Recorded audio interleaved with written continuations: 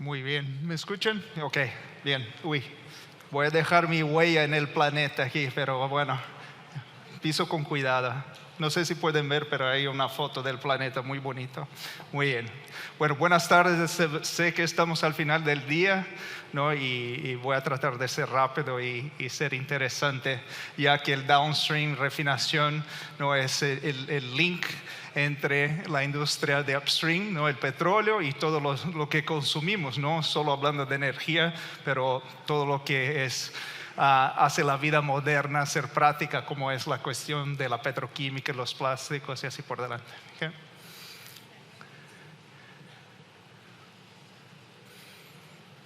Ahí bien. Okay. Bueno, ya escucharon toda esta mañana, ¿no? Y lo que hay que entender es que todo lleva tiempo, ¿no? Entonces, pensar en la transición energética, hasta mismo con las fechas que tenemos delante de nosotros, sabemos que es un poco optimista, y ya voy a tratar del porqué de ser optimista, pero la necesidad, ¿no? de acelerar esa transición para la sobrevivencia de nosotros en el planeta, ¿okay? Pero si miramos los últimos siglos, ¿no? Sabemos que el petróleo es la fuente energética no dominante, ¿no? Los hidrocarburos están ahí y eso llevó tiempo, ¿no? Y pensemos años y años atrás cuando teníamos el caballo y ahí empezamos con el carro, ¿no? Todo eso llevó tiempo. Pero lo que hay que pensar y no ser hipócritas, que lo que tenemos hoy, ¿no? La molécula del hidrocarburo es muy conveniente, ¿no? La puedo extraer de una manera fácil, ¿no? La puedo transportar de una manera fácil, segura, ¿no? Y llega a nosotros a un costo, ¿no? Que es razonable, ¿no? Entonces no podemos negar y ser hipócritas de decir no es práctico, ¿no? Imaginen tu día, tienes que abastecer el carro, ¿no? Llenar el tanque del carro. No te preocupas mucho, ¿no? Porque sabes que hay una estación de servicio cerca. Llenas el tanque en 10 minutos. Con eso tienes energía para moverse, para hacer sus actividades por 2, 3 semanas, dependiendo de tus actividades. Y también puedes ir a largas distancias. Bueno, hay un factor de conveniencia muy importante para eso. Pero sabemos que tenemos que cambiar, ¿no? Y lo que va a cambiar el futuro, ¿no? Del consumo, ¿no? Va a ser mucho basado en las políticas y de la innovación tecnológica. Porque para romper esta conveniencia no necesitamos de un empuje, porque nosotros sabemos que es de la naturaleza humana, es conveniente, estamos tranquilos, estamos confortables, ¿para qué vamos a cambiarlo? ¿Okay? Entonces esos dos puntos van a ser muy importantes y van a ser en paralelo, ¿no? A veces necesitamos del empuje de las políticas, no para llenar la tecnología, para innovar, para que tengamos la disponibilidad de las alternativas que no sean los hidrocarburos. Y aquí es el punto más importante del por qué, ¿no? Lo que ven en la gráfica son nuestras proyecciones del efecto de la demanda, de la transición energética en la demanda de combustibles, ¿no? Y su correlación con el calentamiento global. Y escuchamos mucho de la seguridad energética, que tenemos que pensar en Colombia y tal, pero no olvide, ¿no? Es global warming, nos afecta a todos. Y si tienen curiosidad, pueden ver un mapa de las regiones más afectadas por la elevación de los niveles de los océanos. ¿Y saben cuáles las ciudades que estamos bien cerca? Cartagena y aquí Barranquilla serían de las regiones más afectadas en Colombia por la elevación de los niveles de los océanos. O sea, pero tenemos una diferencia tremenda, ¿no? Y hasta la Agencia Internacional de Energía dijo, mira, si queremos lograr el 1.5, ¿no? de calentamiento, tendríamos que hoy dejar de consumir todos los hidrocarburos, ¿no? Y ellos mismos dicen, eso es prácticamente imposible. Bueno, y ahí pensamos dónde vamos en las estrategias y lo que está ocurriendo de cambio, ¿okay? Entonces, las soluciones, los modelos son distintos para diferentes partes y por supuesto el enfoque está en transporte. Si piensan, ¿no?, en mucho de la cuestión de energía, ¿no?, mucho del enfoque está en transporte, ¿no? Si vamos a volar, si vamos a conducir el carro, ¿no?, el tema de la moda es los carros eléctricos. Hasta es el hidrógeno, cuando pensamos el hidrógeno es portugués, el hidrógeno, no pensamos en el sector de transporte. Pero no hay una solución que sea, ¿no?, aplicable a todos los sectores. Entonces aquí solo para dar una idea, ¿no?, que no solo la tecnología de locomoción, ¿no?, sea el carro eléctrico o la batería a hidrógeno, pero otros tipos de combustibles. Y esas soluciones, para que tengan una idea de cuál va a ser la probabilidad, cuál va a ser el ganador. Hoy tenemos como el caballo que sale adelante, que es el carro eléctrico, pero ya sabemos que salimos de un problema y vamos al otro, ¿no? Hay muchos estudios y ven hasta Tesla, ¿no?, interesadas en toda la cadena de suprimiento de los minerales para hacer la batería. ¿Y dónde están estos minerales? Estamos en regiones de conflicto como es similar que sabemos que tenemos con el petróleo, ¿okay? Entonces la solución no es sencilla. Pero ¿no?, hay esperanza y hay cambios que vienen por venir. Y aquí les doy una idea de los impactos que esperamos para los principales combustibles que consumimos en el sector de transporte. Lo que ven es nuestra proyección del flete de carros livianos, ¿okay? Y hasta 2050 no espera que tengamos un 42%, ¿no?, de carros eléctricos a nivel mundial. Okay, es un buen avance, pero si miramos Colombia o América Latina en general, no sabemos que eso hay mucho por venir. Y el otro punto que es importante no discutir es, hablamos de seguridad energética, pero también no podemos olvidar de la accesibilidad a energía, porque sea la energía que sea, electrons o moléculas, tenemos que hacer accesible, ¿no? No podemos ir como fue el comentario sobre los ministros de África diciendo, bueno, pero ¿cómo es que voy a hablar de transición energética si ni siquiera disfruté de lo que trae los beneficios del hidrocarburo? Entonces, hay una problemática muy interesante sobre la accesibilidad de la energía. En el sector de aviación, ¿no?, muchos de nosotros volamos para estar aquí, imagino, y sabemos que es un sector que, bueno, no va a ser el avión eléctrico aún, ¿no?, pero sabemos que hay mucho desarrollo sobre el biojet, ¿no? Entonces es algo que esperamos que va a tener una penetración, es algo que es accesible, los costos son razonables y parece que hace sentido, es donde hay un enfoque de la industria, hasta mismo por parte de los consumidores y los fabricantes de aviones. Los que ya saben, se discutió mucho, ¿no?, con la IMO, ¿no?, de cambiar la calidad del combustible marino, ¿no? Y eso hablamos solo de la calidad del combustible, pero el tipo de combustible también va a cambiar. Y lo que es interesante que se nota en diferentes sectores es que una cosa es la calidad del combustible, pero también la eficiencia, ¿no? Entonces se exige que el avión tenga una determinada eficiencia, ¿no?, que los carros tengan una determinada eficiencia. Igual va a ocurrir para las embarcaciones y la cuestión de la IMO fue solo el primer paso para descarbonizar y mejorar el sector.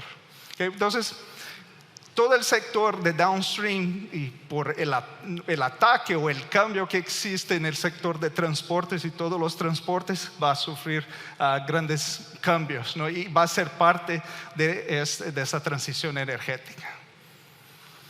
¿Y cuáles son las opciones que existen, ¿no?, que están haciendo las empresas en downstream? pues hay diferentes modelos, no voy a detenerme en todos ellos, pero la más fácil que algunas empresas, las empresas que son integradas, es hacer, pues vendo los activos, vendo mis refinerías, los quito de mi portafolio, y eso es fácil de resolver, ¿no? La huella de carbono de una determinada empresa. Pero hay diferentes maneras de hacerlo. Muchas refinerías no están haciendo coprocesamiento de materias primas, ¿no? Para hacer un poco más de biocombustibles o tener una materia prima más limpia. La parte del hidrógeno, no hablamos de calidad de combustibles. Lo que tenemos que hacer con el combustible hoy no es mejorar octanaje y todo eso, pero el principal elemento que tenemos que limpiar del combustible es el azufre. ¿Cómo lo hacemos en la refinería? Por hidrógeno. Entonces es ahí, y para hacer hidrógeno de la manera convencional ustedes saben que necesita mucho carbono. Entonces, ¿cómo podemos hacer esta parte con una fuente mejor, más limpia de hidrógeno? Pero la última que está aquí debería ser la primera, y eso es igual, es lo que podría afectar a todos nosotros, que es la eficiencia, ¿no? Mejorar la eficiencia energética. Y eso es algo que a veces es solo el cambio de comportamiento, ¿no? Es el cambio de operación de la refinería, no operar de la mejor manera posible con los equipos que tienen, con el mismo costo operacional, ¿no? Puedes hacer muchas mejoras en eficiencia.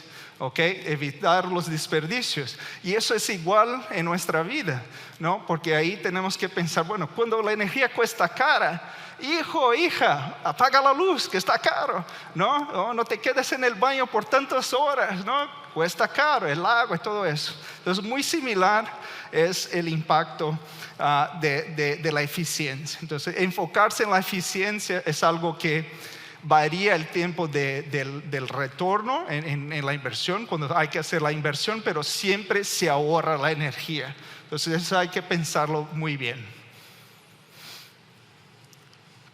Bien, hablando de cambios específicos ahora para refinación, los que imagino que no muchos son del sector de refinación, pero el gran cambio que existe hoy no es pensar en la seguridad energética de construir otra refinería para suplir el mercado. No, estas inversiones como ya no hacen mucho sentido, a pesar que vivimos hoy en un mercado muy estrecho. Ustedes acompañan las noticias, ¿no? El mercado de diésel, el mercado de gasolina, ¿no? muy apretado en términos de inventarios, pero la gran parte de las inversiones, estamos hablando ahí de casi $200 billones que van a invertir en los próximos años. Mucho tiene que ver con la generación de hidrógeno y la captura del carbono principalmente, ¿no? Entonces, ¿cómo puedo integrar la refinería? No solo la refinería sola, pero dentro de un complejo industrial donde yo puedo capturar el carbono. Entonces, ese es el enfoque que existe hoy en términos de tecnología específico para refinación. Llegando ya casi al final, es para darles una idea de entonces cómo va a evoluir, ¿no?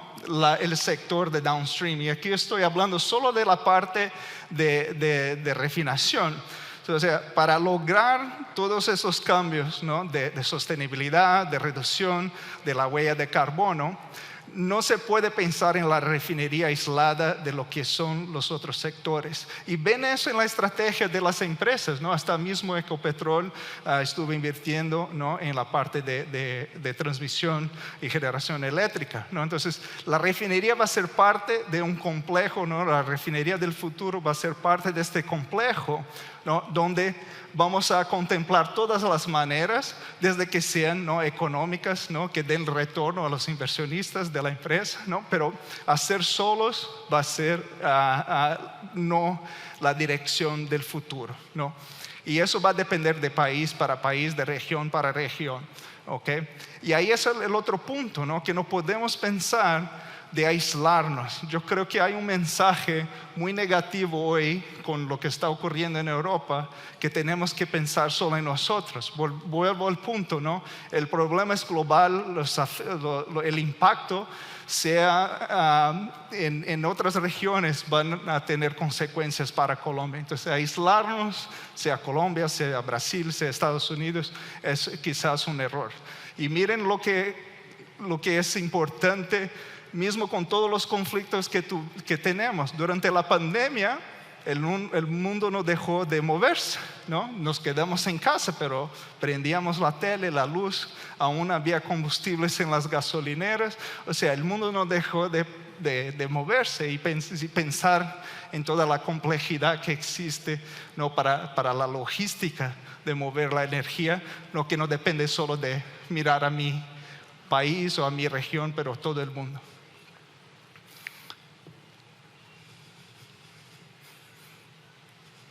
Perdón.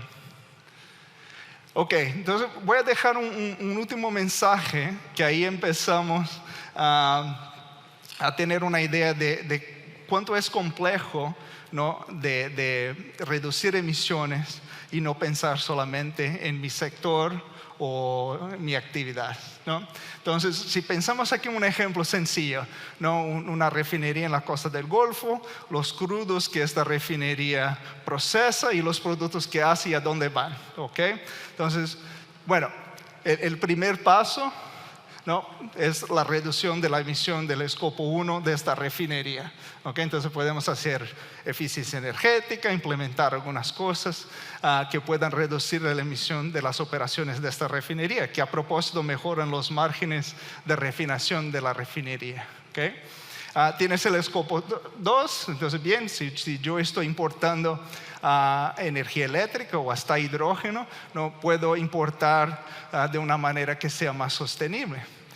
Pero la situación es un poco más compleja si pensamos en el ciclo de vida de generar el producto que necesitamos, ¿no? Y aquí solo para que tengan una idea de la complejidad, ¿no? Y eso, ¿cómo medimos eso? ¿No? Y hay un nivel de complejidad en eso que es, bueno, podemos catalogar los crudos con su intensidad de carbono. Entonces, Vasconia tiene un cierto número donde la gente, bueno, no voy a comprar Vasconia porque tiene un alto índice de carbono. Pero la refinería no tiene a veces el lujo de decir, ahora solo voy a procesar este tipo de crudo, porque cuando haces la refinería está limitada, ¿no? a la mezcla de crudo que puede utilizar. Pero eso empieza a traer cuestiones y problemas, ¿no? que no son fáciles de pensar, pero es donde la mentalidad de la industria, de los inversionistas van para poder hasta definir cuál es el impacto de carbono del crudo, de dónde vas, cómo va y a dónde llega. ¿Okay? Entonces, ese factor, ¿no? es súper complejo, es difícil de identificar y saber exactamente, ¿no? dónde está nuestra principal huella, ¿no? Y hay todo un proceso de cómo vamos a medirlo, cómo vamos a compararlo y cómo vamos a mitigar. Pero el punto principal que quiero dejar de mensaje antes del panel es que no podemos tener hipocresía en la discusión.